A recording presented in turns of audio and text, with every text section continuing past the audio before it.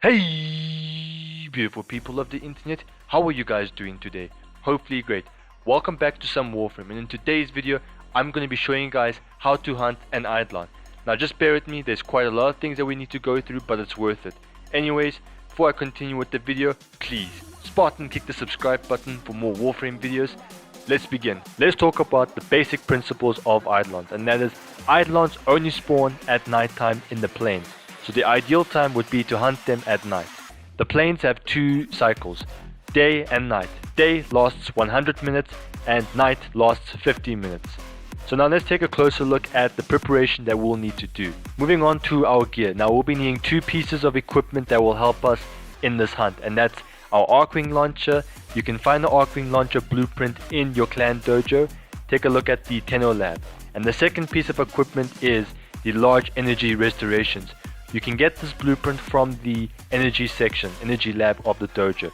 So in this case, I made sure to buy myself the blueprint that makes 100 of these per minute. You'll need polymer bundle.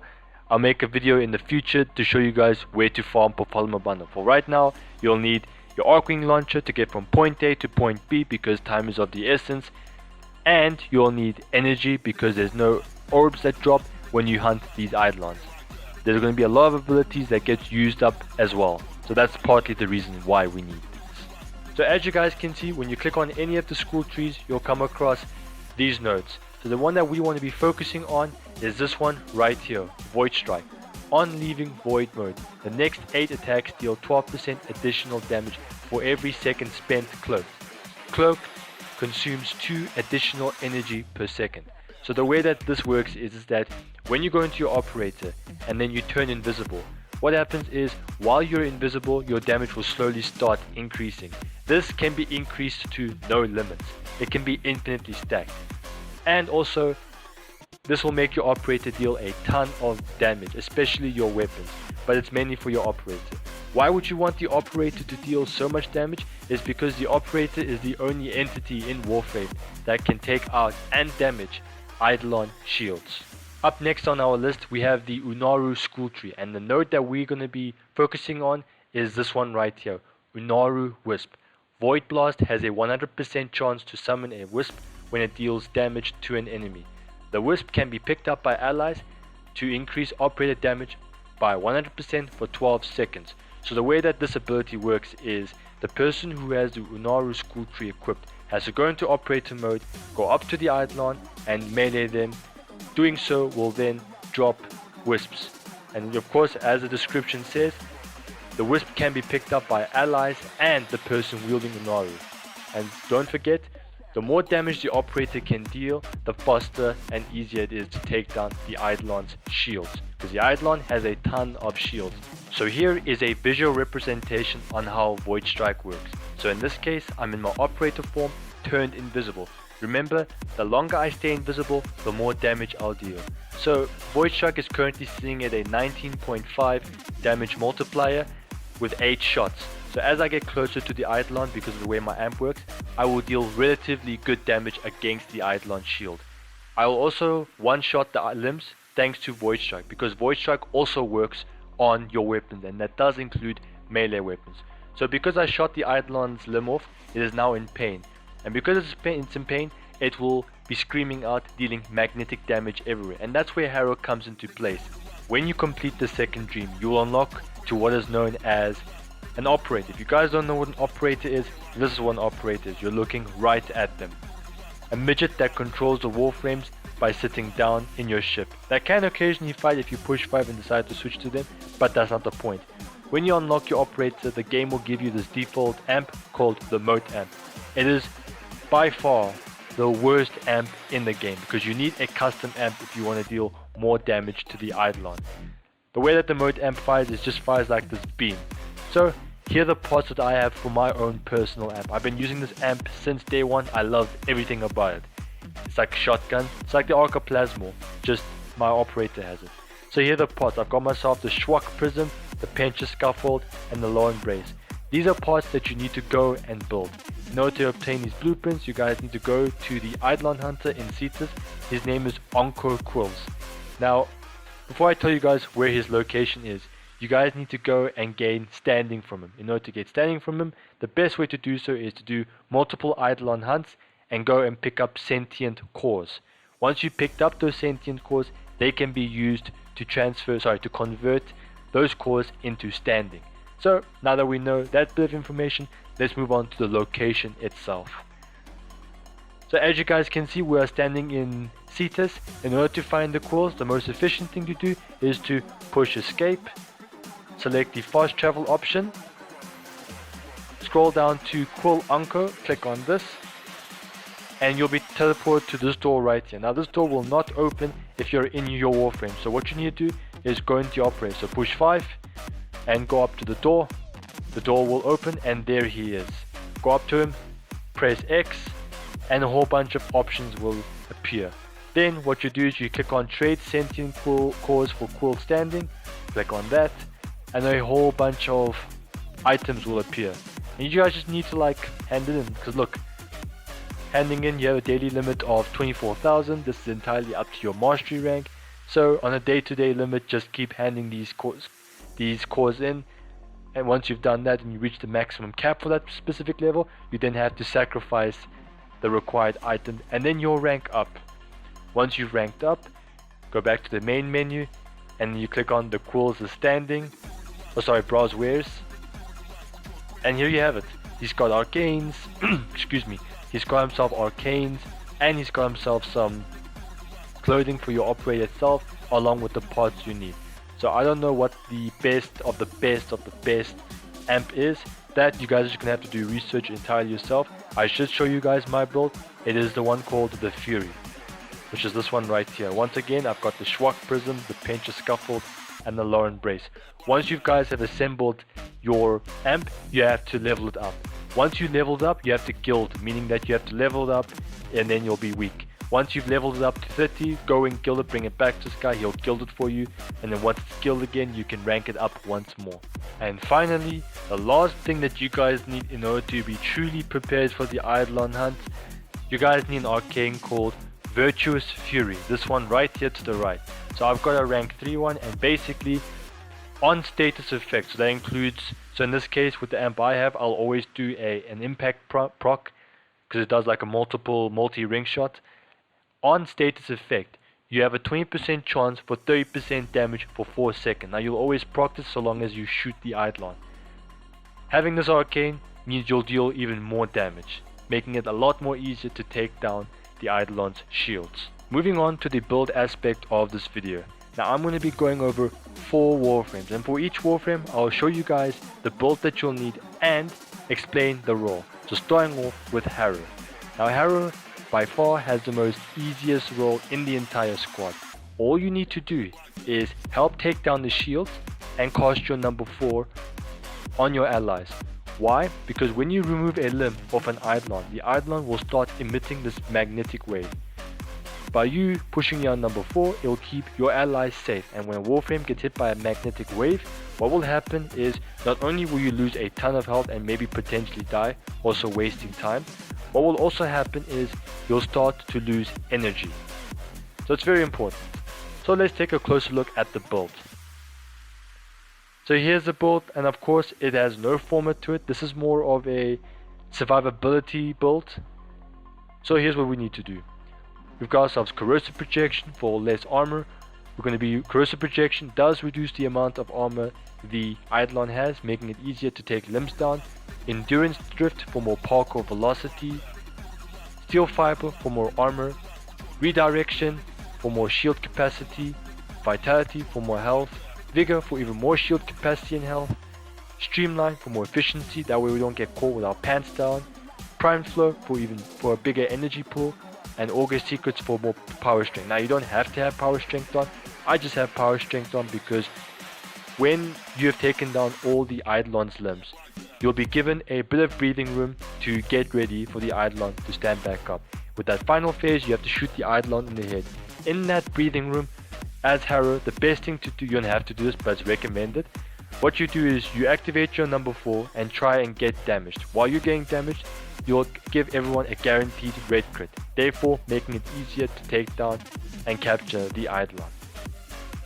Arcanes wise, now these are pretty important. I've got myself Guardian for more survivability because during the Eidolon hunts themselves, the enemies are pretty strong. A lot of things are going to try and kill you, including the Eidolon itself. So that's pretty important. You don't have to go with Guardian, you can go with anything else, whatever suits your playstyle. But this one right here, Arcane Nullifier. Basically, if a mistake happens, there's magnetic damage everywhere, you won't be hit by a magnetic proc. By having a rank 5, you will be 100% safe from magnetic damage. So if you accidentally land in the pool, what will happen is you'll resist it entirely. So there's no issue there. So the next Warframe on our list is Trinity. And let me just say, she's got the toughest role in the entire squad. Let me explain. So Trinity's role is she's in charge of lure duty, and what that means is she needs to go and find some lures, capture them. Once she's captured them, go and charge them. Once they've been charged, she needs to ensure that they live and stay as close as possible to the Eidolons. Why you need a lure is because when an Eidolon limb gets blown off, the Eidolon will attempt to escape, but the lure prevents that. The main thing is that you guys need to make sure that the lure is charged. In order to charge a lure, you guys just need to go and kill a Vomulist next to the lure, and the lure will take care of the rest. So kill 2 Vomulists per lure. Now that we got the roll out the way, let's move on to the build itself. So here's the build. It's a 2-former blessing build. If you guys don't have former, what I recommend you guys do is focus on duration, add 1 streamline, and make sure that you guys have 154% power strength. If you guys don't have August Secrets, add Intensify and Power Drift. They work just as well, and you'll have the full 75% damage reduction. As for the rest of you guys that do have former or want to add former to your build, here's the build that I use. So starting off with the aura, we've got ourselves Corrosive Projection. So in other words, less armor for the Eidolon, making it easier to take out limbs. Next thing on our list is Handspring. 160% faster knockdown recovery. So in other words, when I get knocked down, I'll get back up instantly. We've got ourselves Narrow-Minded, Primed Continuity, and Constitution for more duration. The more duration we have, the longer our number 4 lasts. We've got ourselves Streamlined, that way we have more ability efficiency, we use less energy, and don't get caught with our pants down. August Secrets and Intensify for more power strength. Blessing has a cap of 75% damage reduction, so you just need to add 150% power strength. If you guys don't have August Secrets, just add Power Drift, it works just as well. Next thing, we've got ourselves Primed Flow for a bigger energy pool, and Vitality for more health. So those are the mods. Now Arcanes wise, I go with Guardian, that way I have more armor and I don't get killed as easily, and Nullifier. What Nullifier does is that it negates magnetic effects. Because during the Eidolon hunt, there's a ton of magnetic effects go around. And because I've got rank 5, you will have a guaranteed chance of resisting it. Now take note, if you do shoot a limb off and your hero does not activate his number 4, you will still take magnetic damage. This doesn't resist it entirely, just the ones on the pool and all over the place. Volt is the 3rd Warframe on this list. He has a very fun and simple role. All you need to do is put down the shield, that way the operators can shoot through it. Remember, if an operator shoots through the Vault shields, it'll increase their damage output. He also needs to help take down the shields. Once the shields are completely depleted on the Eidolon, it is Vault's job to shoot off the limbs. In order to do this, make sure that you go back into your Warframe, pull out your primary weapon and shoot through Vault's shields. Shooting your weapon through Vault shields also increases your weapon's critical damage. So in this case, I use the Lunker. Now that we know what Vault does, let's take a closer look at the build that I use personally. So here's the build. It is a 0 former build. I forced the aura into Corrosive Projection because we need Corrosive Projection even more now, because DE nerfed the value of Corrosive Projection. So now it still decreases armor, just doesn't entirely take it down, which is fine. We don't need to take it down 100%. We actually still do need a little bit of armor. So anyways, Corrosive Projection for less armor for the Eidolon, Primed Flow for a bigger energy pool, Vitality for more health, Narrow-Minded and Primed Continuity for more duration. The reason why we want more duration is that when we put up our shields, they'll last longer. Streamline, that way we use less energy and don't get caught with our pants down. I use August Secrets, that way when I run around, I can have a little bit more movement speed to go from point A to point B. This mod's entirely up to you. You don't have to have Auger Secrets, anything. Whatever suits your playstyle, you put that on. And finally, a fleeting expertise, that way we don't have to worry about energy usage. You guys don't have to have fleeting expertise. Taking out fleeting expertise will mean that your shields will last longer, but I prefer to be efficient with everything. Now arcanes wise, Guardian for more armor, and Arcane Nullifier, that way I have a guaranteed resistance against magnetic damage. Because remember, when you take down an Eidolon's limb, what will happen is that Eidolon will start spewing magnetic damage.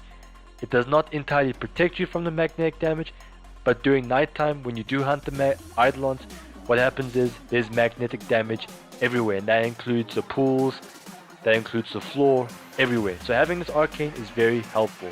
Having a rank 5 one will give you a 102% chance to resistance, in other words guaranteed resistance. And finally, the last Warframe on our list is Rhino. All he needs to do is go and unbuff the vault. He also needs to go and assist taking down the shields. Now this is entirely up to the team. He can also go and assist the Trinity in capturing lures. Now that we got his role out the way, let's move on to his build. So here's his build. You guys may recognize this build. I used this in a previous video. I'll leave a link down to that in the description.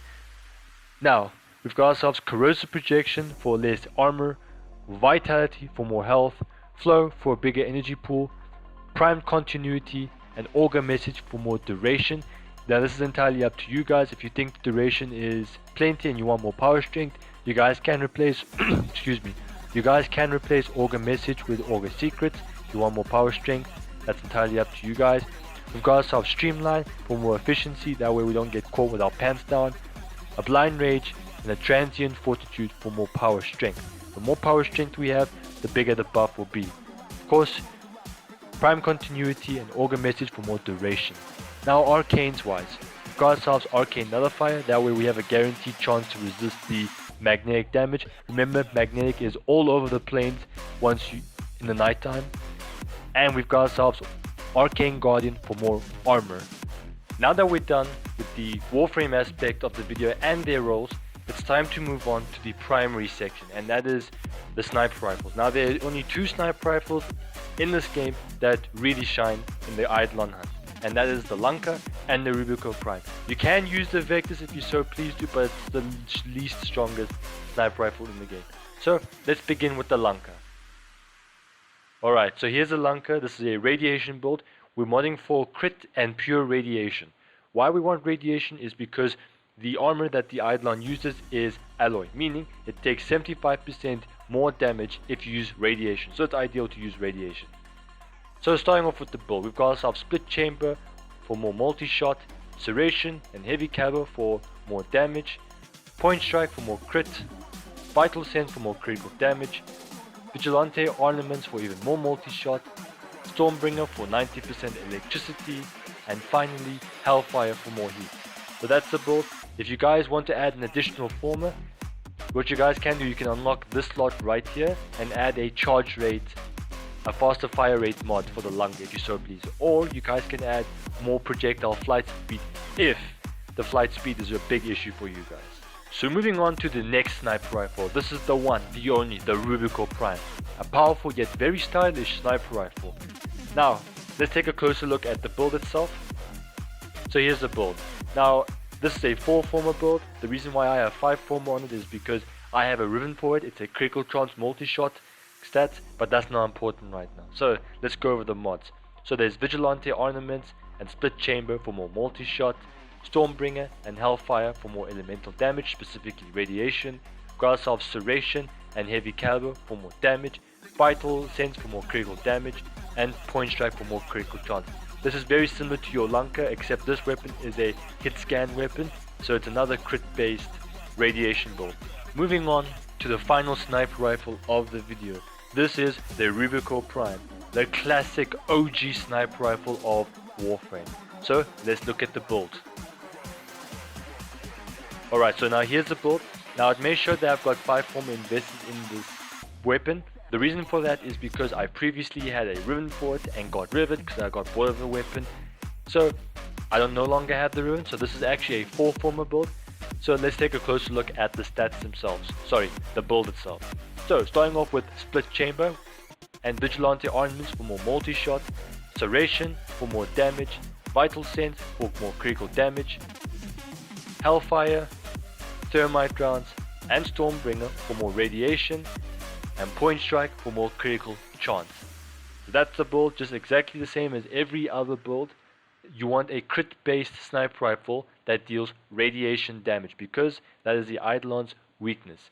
Now for this final step over here, you guys can add any more critical chance or anything that you feel will help you in the long run. So instead, add utility. So here's a visual representation of a lure and a Vomulus. To the left is the lure, to the right is the Vomulus. Now the lure prevents the Eidolon from teleporting. Now it's the Trinity's job, or anybody's job, to go and capture 8 of these. In order to capture a lure, you need to go and shoot it with any gun, go up to it and hack it. Once you've hacked it, the lure will then follow you. Once you've got a lure that's following you, you then go and find the Vomulus, the enemy to my right or to the right of the screen. You go and kill it. In order to kill it, go into your operator mode and shoot it with your amp of whatever form you guys have built. Once it's been killed, right next to the lure will then suck up its essence and do the rest. You only need 2 Vomulus essence in order to fully charge up a lure. Once a lure has been fully charged up, what will happen is the lure will then start flashing blue. That means that you guys are ready to take out an Eidolon limb and that the lure will hold the Eidolon in place, preventing it from teleporting. Armed with the correct knowledge, it is now time to take a look at the 3 different types of Eidolons we are going to be hunting down. So there's the Terrorist, the Gauntlist, and the Hydralist. So in this case, I'm going to refer to them as Terry, Gary, and Harry. So Terry being small, Gary being medium, and Harry being large. So let's start off with the lures. So Terry only needs 2 charged lures in order to contain him or her. I don't actually know the gender of these Eidolons, so don't shoot me. Gary and Harry both need 3 each, giving us a grand total of 8 charged lures to have per set per night. Now, as you guys can see in the visual representation, I have so-called their weaknesses. So let's start off with Terry. Terry has 4 weaknesses, 2 on the elbow and 2 kneecaps. So I highly recommend you guys first shoot off the elbows and then the kneecaps, because the elbows are a lot harder to hit. Once you've gotten them out the way, you guys can just do the rest much easier. As for Gary and Harry, they both have an extra 2 parts of weaknesses. So the extra 2 parts of weaknesses they have is they've got 2 shoulder blades at the back, then they've got 2 elbows and 2 kneecaps, giving them a grand total of 6 weak points. So I highly recommend you guys first start off with the shoulder blades, that being right under their armpits. Shoot those off. Once you're done with that, move on to the elbows. And finally, once the elbows are done, move on to the kneecaps, making it a lot more easier to target. Now that we've blown off all the limbs of the Eidolon, we still have to deal the final blow, and that is the head of the Eidolon. So make sure that all the lures are as close as possible to the Eidolon. Failing to do so will result in you getting not less rewards, and you won't be able to spawn in the next Eidolon. And I can't stress this enough, make sure to pick up your shards. If you see like this glowing orange circle, that means a team member hasn't picked them up. Finally, once you picked up all your shards, you need to go back to the Shrine of Eidolon. I'll leave a map on the screen now with a marked location to tell you guys exactly where the shrine is. Get to the shrine, put down your shard, and the next Eidolon will spawn. And you just rinse and repeat. So blow up all the limbs and shoot the head, collect your reward, and move on to the next Eidolon move on to the next Eidolon or head out, depending on which Eidolon you are at. So when it comes to Eidolon hunting, the one Eidolon that you guys need to make sure to capture is the Hydralist. The reason for this is because the Hydralist drops the best arcanes, and I'm referring to the ones like Arcane Grace, where you can regenerate health, and Arcane Energize, where you get your energy constantly back. If you don't know what that is, or you want to know how useful it is, go take a look at my budget build videos. I'll leave a link down in the description for those. There is a Facebook page, I'll leave a link down in the description for that. Go and like the page, join it. I do exclusive giveaways and be the first to know of my newest videos. Anyways, if you guys like this video and if it helped you, leave a like. Spartan, kick the subscribe button for more Warframe videos. I'ma make like a banana and split.